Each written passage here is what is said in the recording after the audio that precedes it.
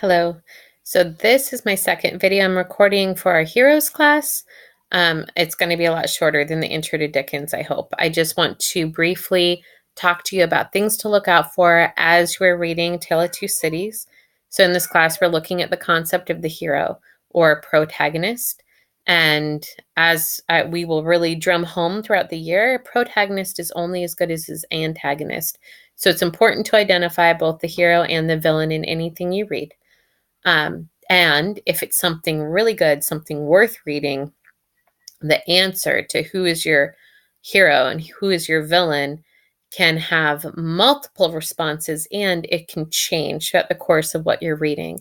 So I tell you to keep your eyes open, try and identify your hero, try and identify your antagonist or your villain, and then ask yourself as the plot moves along, is it still the same person?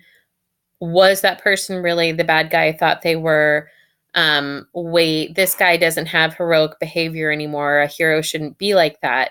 That's what I want you to cue in on most closely and be most self-aware as a reader is, let's say you pick a guy named Charles and you really like him in the beginning and he's broad and handsome and he's saving babies from burning buildings. So sure, he's got to be your hero.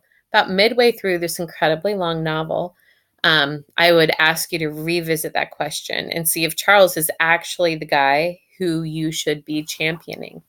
So, you already probably know this, but I'll refresh you.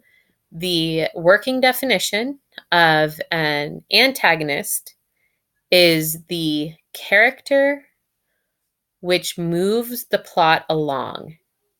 That means that whatever's happening in a story, the antagonist does something to which the protagonist has to respond. So the villain is going to do something and the good guy has to respond, right? And that's what gets the whole plot moving.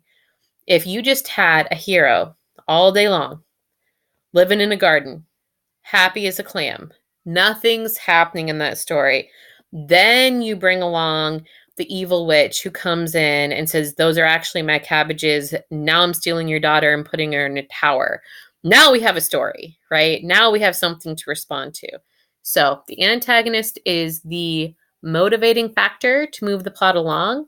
The protagonist is the primary person trying to reestablish the good, to react against the antagonist, against the villain, and to return everything to more of a status quo, or at least to protect those caught in the crossfire of the villain's behavior. So, as we move through Tale of Two Cities, I will give you a heads up right now that there are several protagonists, several antagonists, and it does all change quite a bit. This novel is extraordinary because it has this fantastic twist factor right at the end that I think is very, very difficult to anticipate or see coming in any way. But once you get there, it will cause you to rethink the entire novel and everything that's happened up to that point. So, as you are moving through, do your best to keep track of the characters. Some of them come and go. Go to SparkNotes, refresh yourself. Don't challenge yourself to too great of a degree and get lost and defeated, okay?